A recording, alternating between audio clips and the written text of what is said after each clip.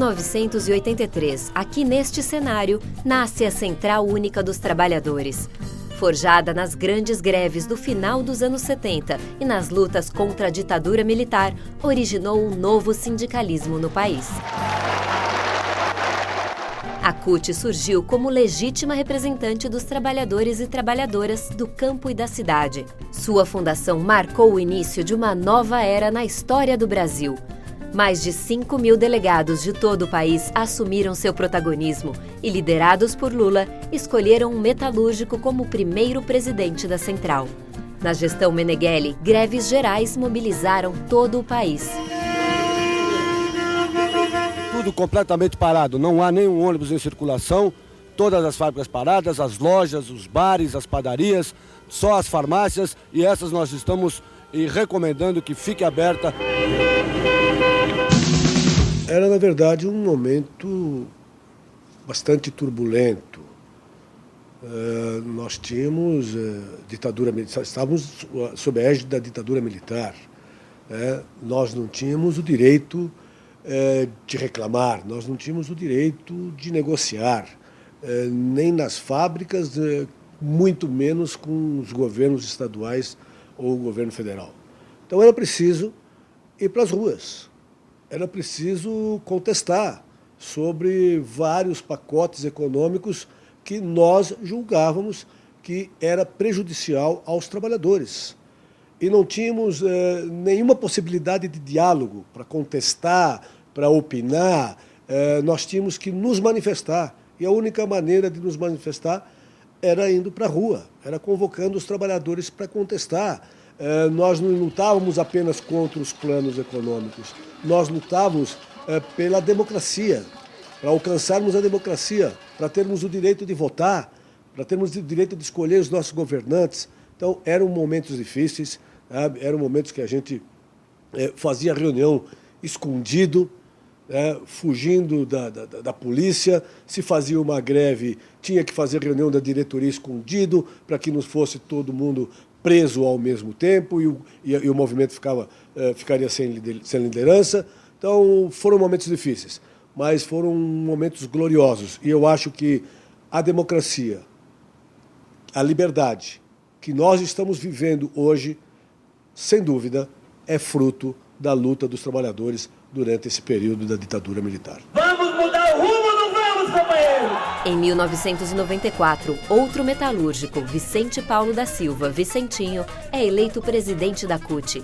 A gestão é marcada pela resistência ao neoliberalismo, desemprego, arroxo salarial e pela ampliação das lutas, abraçando causas de interesse da classe trabalhadora e dos movimentos sociais. Uma das coisas importantes na nossa gestão, que eu considero, foi a unidade da nossa central. Eu me lembro que na minha primeira eleição foi uma chapa única, eleita por todos. Aquilo ali propiciou a introdução de uma deliberação já tomada pelo próprio Congresso da CUT a respeito da introdução do sindicato na sociedade, o chamado sindicato cidadão, sindicato sujeito social. Então, uma das primeiras coisas que nós fizemos, se não foi uma das primeiras, foi uma das mais importantes, foi a criação do Fórum Nacional de Luta, porque nós entendíamos que nós, nas categorias, o movimento social, cada um no seu quadrado, significava uma espécie de divisão, guetos, né? E nos preocupamos muito com isso quando assistíamos no movimento sindical internacional, muitas vezes aquelas corporações, ou mesmo aqui no Brasil.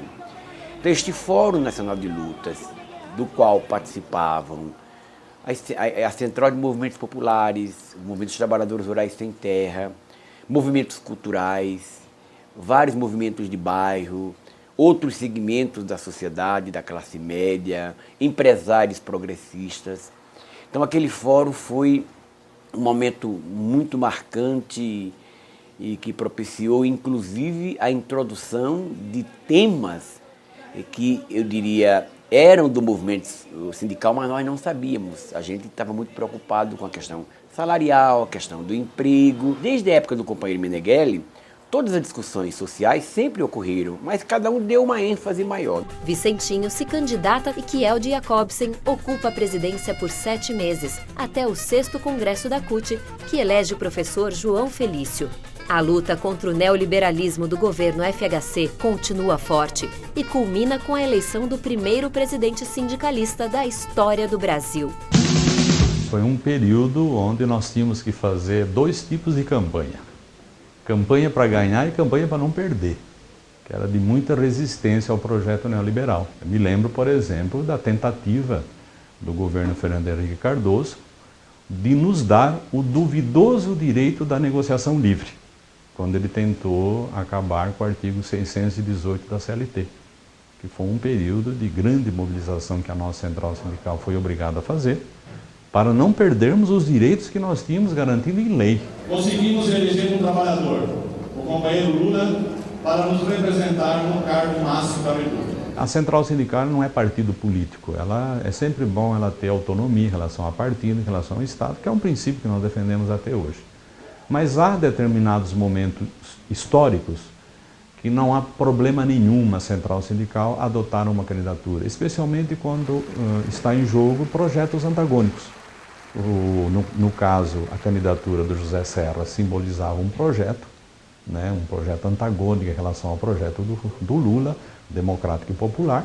Então a nossa central sindical votou e decidiu no Congresso que ia apoiar a candidatura Lula. E fizemos uma grande mobilização nacional, acho que o movimento sindical como um todo, a nossa militância foi para a rua, para as fábricas, para as escolas, o comércio, para os bancos, no campo, uma forte presença da nossa militância também, todas as categorias profissionais, a imensa maioria, não somente da nossa central sindical, mas de outras organizações sociais também, abraçamos essa candidatura e foi uma coisa espetacular. Eu acho que talvez tenha sido um momento rico da nossa central sindical ter abraçado uma candidatura, porque para nós significava a possibilidade de construirmos um Brasil mais justo, a possibilidade de um Brasil mais soberano, a possibilidade de se iniciar nesse país a distribuição de renda, de ter um projeto nacional de desenvolvimento, de garantir o Brasil com a presença mais rica no cenário político, econômico e mundial. Acertamos, porque foi isso que acabou ocorrendo. Em 2003, outro metalúrgico assume a presidência da central. Luiz Marinho, criado nas lutas do ABC, encontra um novo cenário político no Brasil. Recuperar as perdas e avançar nas lutas foi o desafio da vez. Nós não podemos continuar discutindo o salário mínimo a cada mês de abril, que precede o mês de maio, porque não está nos levando a nada. O movimento sindical sempre teve posicionamento ao salário mínimo do Diese, mas isso ficava num discurso vazio, sem nenhuma efetividade. Quando nós organizamos a marcha, nós formulamos qual uma política gradativa de recuperação, ou seja, uma política de recuperação do salário mínimo que nós propusemos ao governo Lula na época. E foi essa formulação que depois eu implantei como ministro.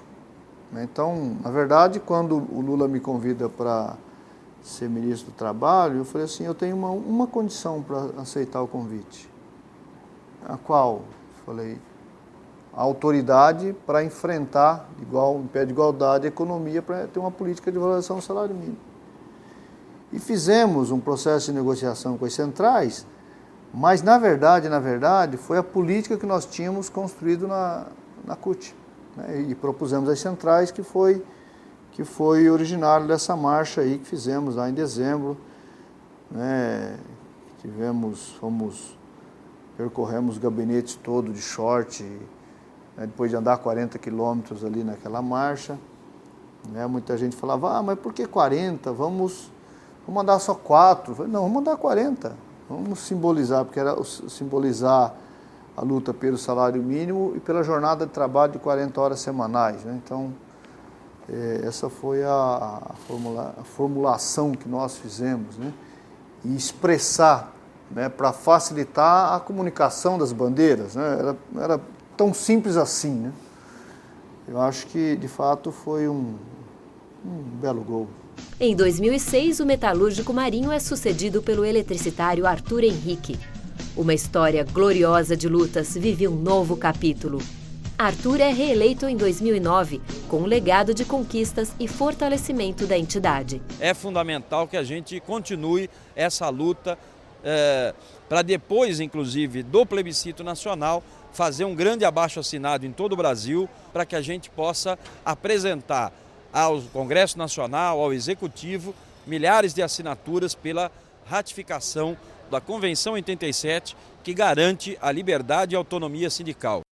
Estamos vivendo 10 anos de governo democrático popular do presidente Lula, da presidenta Dilma. Com todas as limitações que esses dois governos tiveram, nós não temos a menor dúvida que eles foram muito mais importantes para a classe trabalhadora do que a soma de todos os outros governos que já existiram. Mas isso ainda é pouco, porque as estruturas do Estado brasileiro não foram modificadas.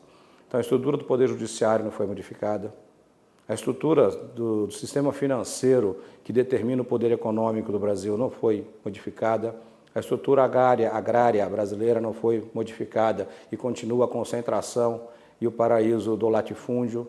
Então, essas modificações só serão possíveis com uma continuidade de um projeto que seja um projeto que lhe interessa à classe trabalhadora. Então, a CUT, como agente social importante, tem que estar atenta a isso, continuar defendendo projetos que levem em consideração o interesse dos trabalhadores para a efetivação da mudança necessária, que isso ainda não aconteceu. Nos próximos 30 anos, a Central Única dos Trabalhadores ela tem que crescer. Ela precisa continuar sendo essa principal pilastra de luta da classe trabalhadora. Ela tem que estar voltada o tempo inteiro para o interesse da classe trabalhadora e fortalecendo as estruturas básicas da classe trabalhadora, que são os seus sindicatos. Somos fortes, somos CUT.